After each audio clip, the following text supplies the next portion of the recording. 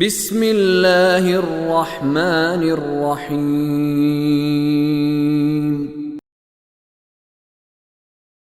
حامیم تنزیل الکتاب من اللہ العزیز الحکیم ان فی السماوات والارض لآیات للمؤمنین۔ جاثیہ کسے کہتے ہیں؟ گھٹنوں کے بل، دو زانوؤں کے بیٹھنا۔ گزشتہ زمانوں میں رواج اس طرح تھا کہ جب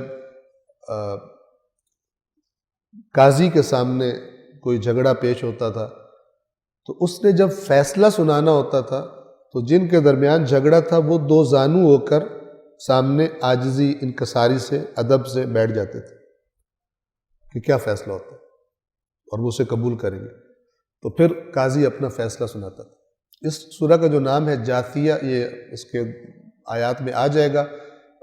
اللہ فرماتا ہے وَتَرَى كُلَّ أُمَّةٍ جَاثِيَةٍ، قیامت کے دن ہر امت گھٹنوں کے بل اللہ کے سامنے، جو ایک وہی اللہ کے سامنے اظہار ذلت، یعنی جس کو کسی کا بس نہیں چلے گا، بیچاروں کی طرح اللہ کے سامنے بیٹھے ہوں گے اور وہ فیصلہ سنائے گا۔ سورۃ الجاثیہ، ترجمہ آغاز سے۔ رحمان و رحیم اللہ کے نام سے۔ حامیم، اس کتاب کا نازل ہونا بڑے غالب آنے والے حکمت والے اللہ کی طرف سے ہے۔ یقیناً آسمانوں اور زمین میں ایمان والوں کے لیے نشانیاں ہیں۔ یہ ساری کی ساری آیات دعوت فکر یعنی انسان ایک مومن کے ذمے قرآن لگاتا ہے کہ تم کائنات کو دیکھو اور غور کرو کہ اگر اس جیسی چیز بنانی پڑے تو کتنی قدرت چاہیے، کتنا علم چاہیے، کتنی باریک بینی چاہیے۔ آج مثلا مائکروسکوپ اور وہ ایٹم کو یا اس کے سب ایٹامک پارٹیکلز کو دیکھنے والے آلات ایجاد ہو گئے، لیکن یہ تھے تو پہلے سے۔ تو انسان غور کرے کہ وہ کتنا بڑا عالم ہے جس نے مثلا کتنی مدتوں پہلے اس سب کو خلق کیا۔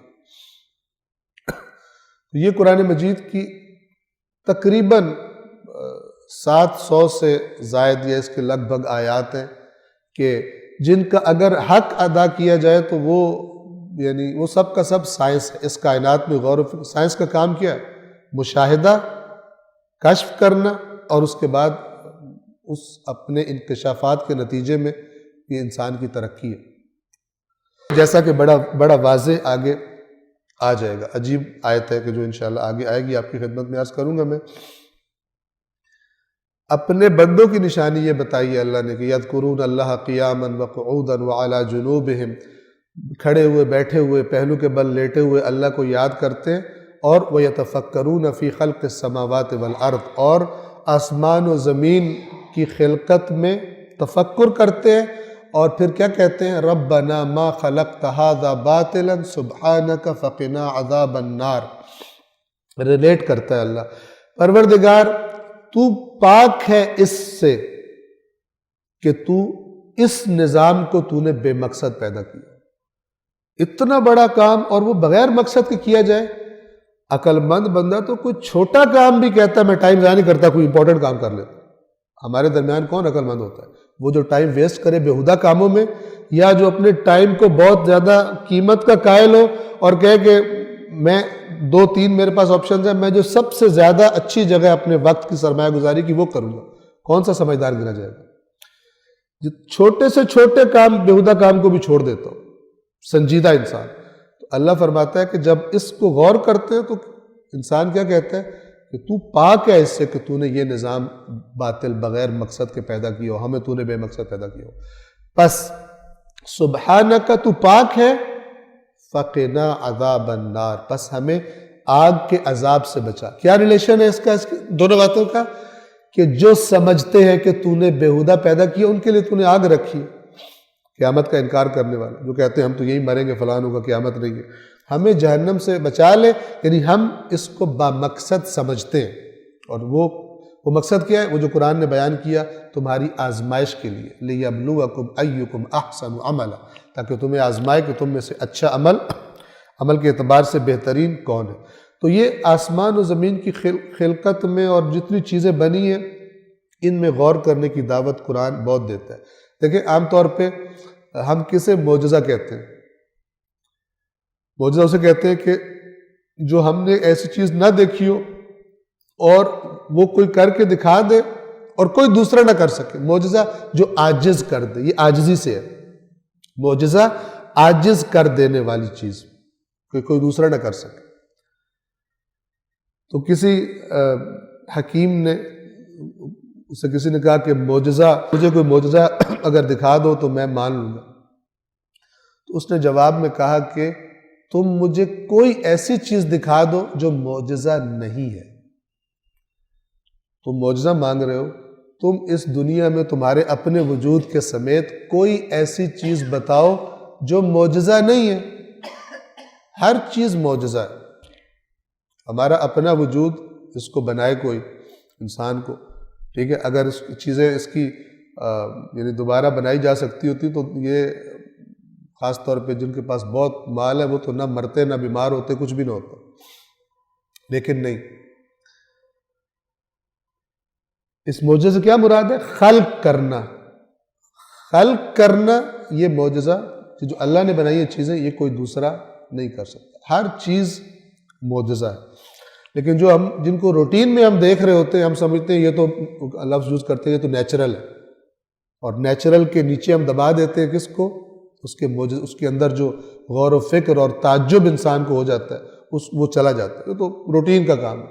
اس میں کچھ بھی روٹین کا کام نہیں. اگر اس پر غور کیا جائے تو چھوٹے سے چھوٹی بھی جب حرکت ہوتی ہے اس کائنات میں، پتہ نہیں کتنی فورسز ایکٹ کرتی ہیں اس پر، گریوٹی ہوتی ہے، فلان ہوتا ہے، یہ ہوتا ہے، وہ ہوتا ہے، کہ اگر اس کو انسان سٹڈی کرنا شروع کرے تو اسی میں غرق ہو جاتا ہے. اور غور کرنے والے پھر نئی نئی چیزیں نکال لیتے ہیں. مطلب نئی سے مراد انکشافات کرتے ہیں. مجھے نہیں معلوم واقعہ صحیح ہے یا نہیں، لیکن کہتے ہیں کہ وہ نیوٹن صاحب کے سامنے سیب گرا تو گرتے ہی ہیں سیب، تو سب کے سامنے گرتے ہیں. اس نے کہا یہ نیچے کیوں آیا، اوپر کیوں نہیں گیا؟ اس نے عام دماغوں سے ہٹ کر سوچا، چاہے یہ واقعہ ہو چاہے کچھ اور ہو. اس نے عام دماغوں سے ہٹ کر سوچا. اب جب ہٹ کے سوچا تو نیوٹنز لاز بن گئے مثلا. اور وہ پینڈولم کیا کرتا ہے، وہ کتنے لوگوں جو دیکھتے ہوں گے یہ یوں یوں یوں یوں چل رہا ہے، لیکن اس کے اندر جو پتہ نہیں کیا کیا نکال لیا. اسی طرح مثلا ہم کوئی چیز زور سے پھینکیں اور وہ کتنی دیر بعد جا کے نیچے گرتی ہے.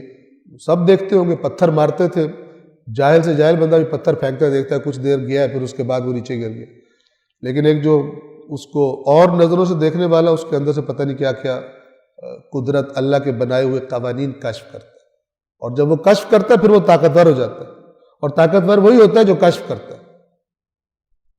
دوسرا چاہے لاکھ اس کو بد دعائیں دیتا رہے، وہی طاقتور. اللہ کا قانون وہی ہے. اس پہ چلا وہ، تمہیں خدا نے کہا تھا چلو، تم نہیں چلے، اب دعاؤں سے کام نہیں چلے گا. پہلے توبہ کرو اور جو خدا نے راستہ دکھایا تھا اس پر چلو. یہ نہ کرو کہ خدایا تو نے تو کہا کہ میں نے مسخر کیا ہے، غور و فکر کرو. ہم یہ تو نہیں کر سکتے، ہم دعائیں اور بد دعائیں کر سکتے ہیں، تو ہمارے کام دعاؤں اور بد دعاؤں سے کر دے. اللہ نہیں کرتا. اگر کرتا ہوتا تو ابھی تک اسرائیل کا وجود ختم ہو گیا ہوتا. اب یہ سارے ظلم و ستم جو مسلمانوں پہ ہو رہے ہیں یہ مٹ گئے ہوتے. لیکن اس کا موجب ہم خود ہیں. ہم خود خدا کے نافرمان ہیں. خدا کا نافرمان کہے میں نے آپ کی بات تو نہیں مانی، یا اللہ آپ اپنے عمل سے کہہ رہا ہوں، میں نے یہ بات تو نہیں مانی، میں اپنے آپ کو ٹھیک تو نہیں کروں گا، لیکن تو میرے پیارے اللہ میرے دشمن کی ٹانگیں توڑ. ایسے نہیں ٹوٹتی ٹانگیں. مسلمانوں نے ہم نے یہ وتیرہ بنا لیا اور اس کے نتائج بھی ہم دیکھ رہے ہیں. صدق اللہ العلی العظیم.